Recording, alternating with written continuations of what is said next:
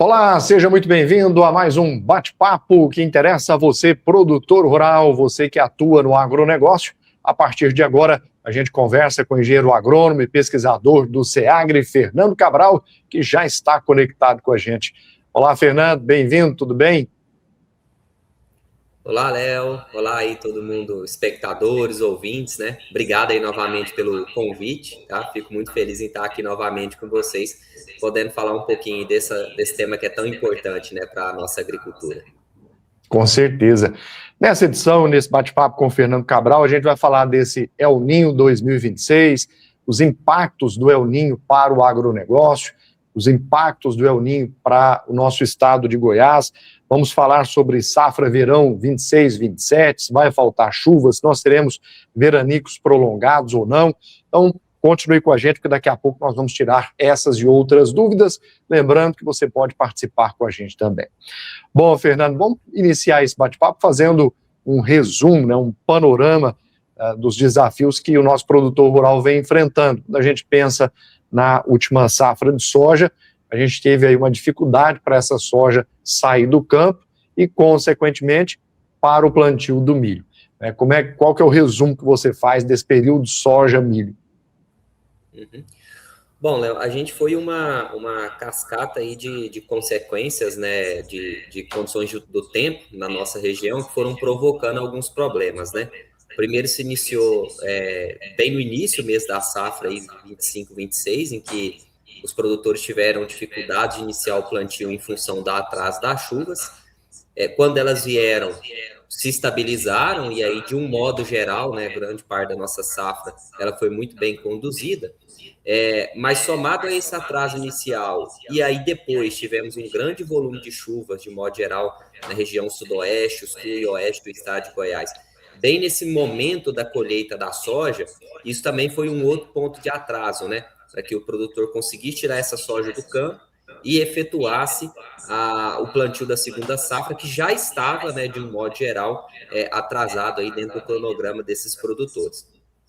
Vale destacar que, quando a gente pega essas regiões, né, a gente teve regiões ali como de Mineiros, por exemplo, algumas em Montevidéu, ou perto também de Aparecida do Rio Doce, onde a gente registrou muitas chuvas nesse período, inclusive lavouras que não foi possível, às vezes, nem colher, né? Ter produtores que nos procuraram, por exemplo, para buscar esses dados de chuva para ativarem, por exemplo, seguros ou outros mecanismos, né?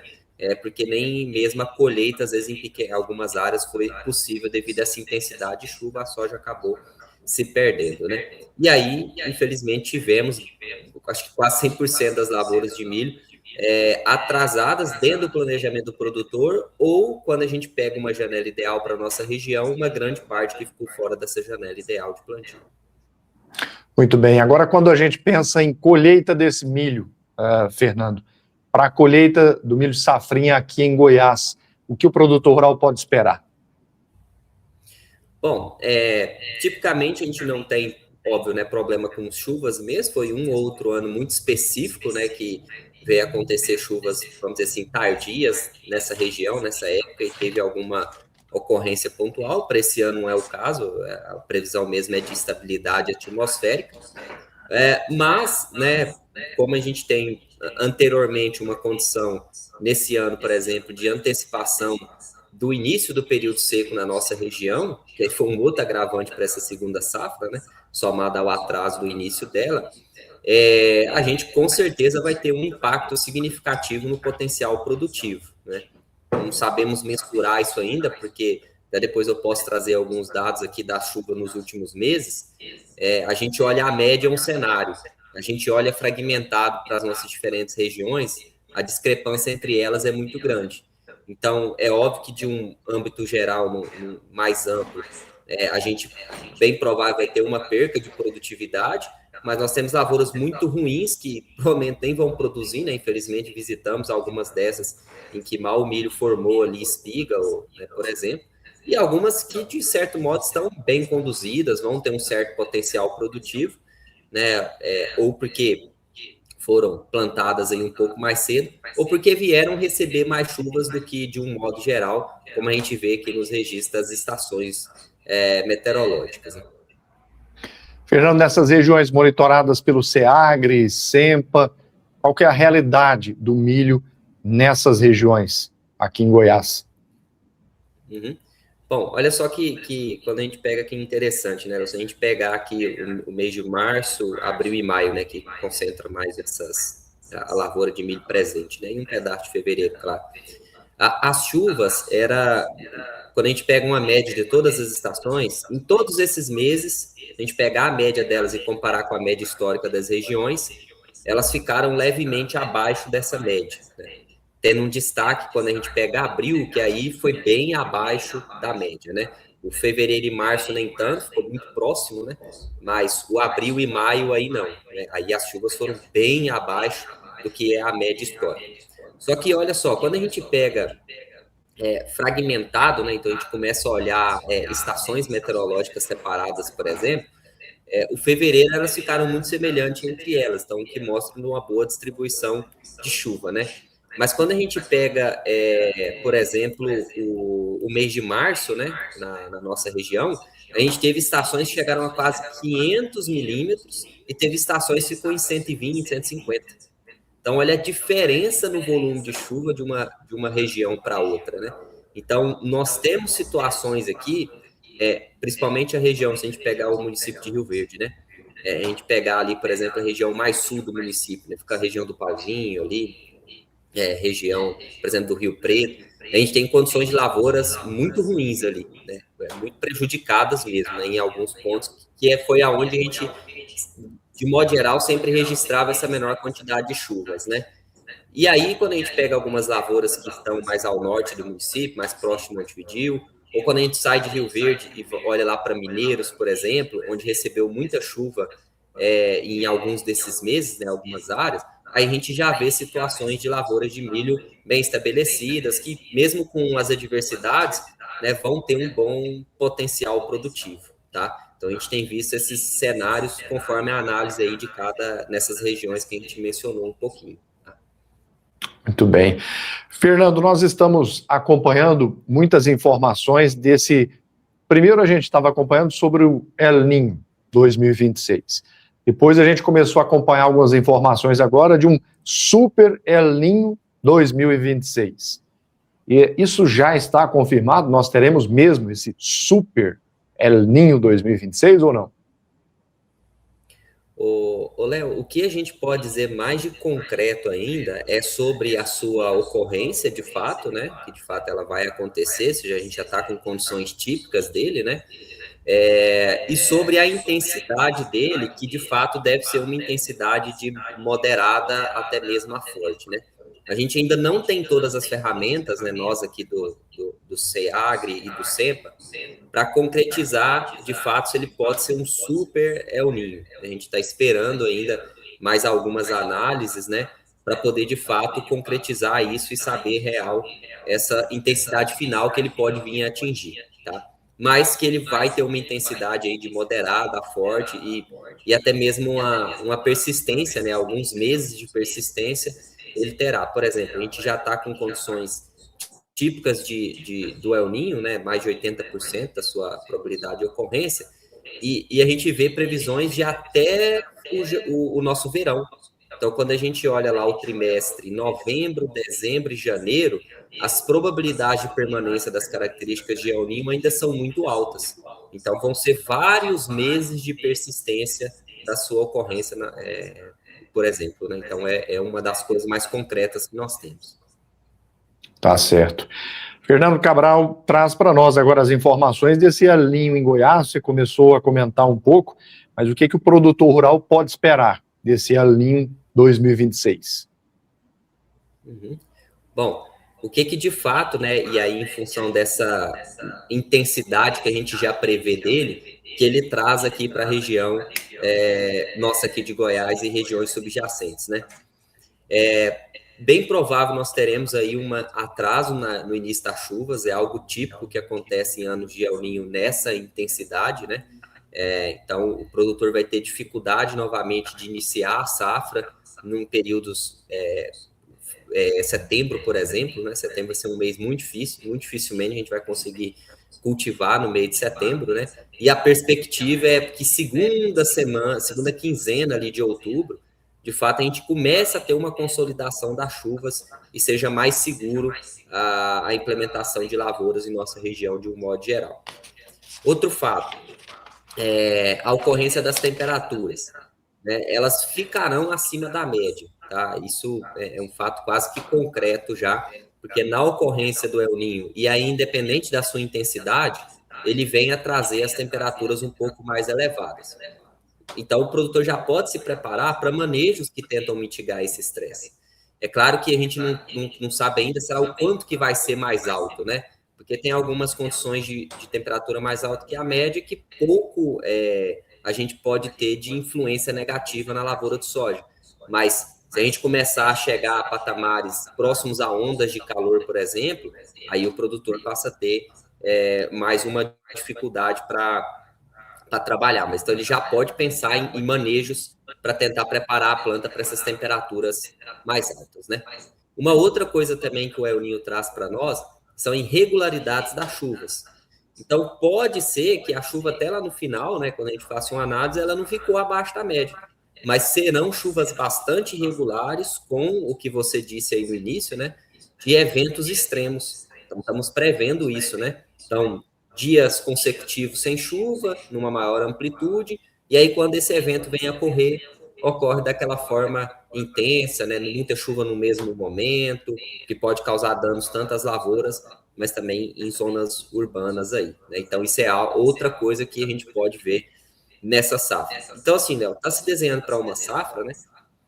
De condições, às vezes até muito semelhantes ao que foi 2023. A gente ainda não pode concretizar se vai ser totalmente igual, né? Foi uma safra muito difícil, né? Temperatura muito alta, muitos dias consecutivos sem chuvas, mas está se desenhando um pouco para aquele cenário semelhante.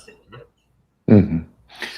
Fernando Cabral, quando a gente pensa na safra verão 26, 27, vai faltar chuva, nós teremos muitas irregularidades, como você comentava agora.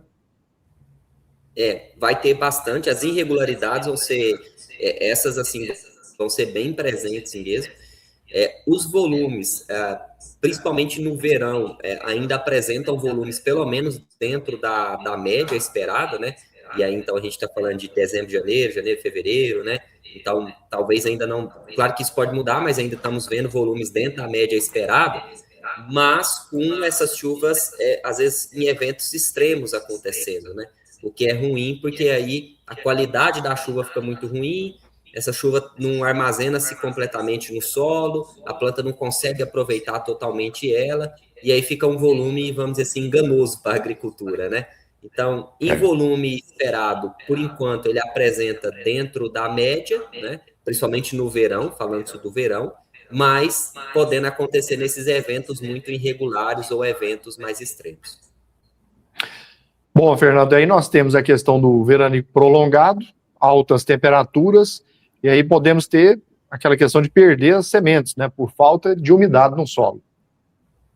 Isso mesmo. É por isso que o produtor tem que ter um cuidado muito grande na implementação da lavoura dele, porque muitas das vezes ocorre uma chuva ou outra, né? A gente, temos uma condição inicial para um plantio.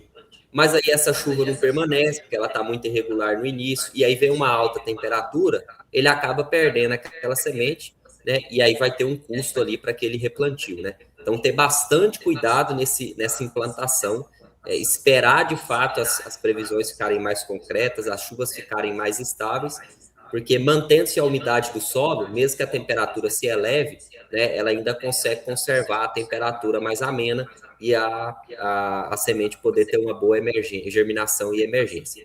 E aí, é claro que para agora talvez o produtor já não consiga tanto trabalhar isso, mas sempre ainda há tempo, né? Trabalhe muito a questão da cobertura do solo. Isso é um ponto muito chave. Então, quem ainda não está trabalhando isso, e aí só a palhada do milho ou do sorgo não é suficiente, né? A implementação de plantas integradas com essas culturas, em consórcio, ou mesmo a semeadura dela ali no início da safra, né, naquelas primeiras chuvas, para depois vir semear a soja, para você ter uma cobertura melhor daquele solo, é um ponto que está sendo cada vez mais fundamental. Interessante. Vamos a um alerta que a gente tem aqui sobre a questão do milho safrinha de 2027, que pode ser o maior alvo. Algumas análises apontando que o impacto mais drástico do El Niño pode recair sobre o milho segunda safra lá de 2027. Você acredita nisso? Podemos realmente passar por esse problema com esse milho segunda safra lá em 2027? Léo, assim, principalmente para perspectivas de previsão, às vezes, de El Niño, né, e outras condições meteorológicas, é um tempo muito longo para a gente ter uma concretização de quais vão ser essas condições lá, né? O que pode acontecer é porque, num cenário em que a gente novamente atrasa a nossa safra, né, novamente a gente tem uma segunda safra atrasada, né, e aí, novamente, a gente tem condições semelhantes a desse ano, né? Então, agora, em relação nós teremos baixas precipitações lá na segunda safra do ano que vem, ou altas temperaturas, isso ainda a gente não pode prever, é muito difícil, até mesmo para a continuidade do El Niño lá, que não é tão comum a sua duração, né, e seus efeitos tão amplos durante tantos meses, né? Ele estendendo ali, igual a gente falou até hoje, que a gente tem o trimestre novembro, dezembro e janeiro, já é uma extensão longa, né? A gente já tem condições agora indo até lá. Fernando, diante de todas essas informações que você passou para nós aqui sobre os impactos, né, desse El Niño no agronegócio, que o SEAGRE e também o SEMPA oferecem para o produtor rural? O que ele pode buscar através de vocês, dos pesquisadores, de todos os que estão aí à disposição no SEAGRE, para ajudar, de repente, mitigar, né, tentar recorrer, buscar algum recurso, enfim, o que tem à disposição para o produtor rural?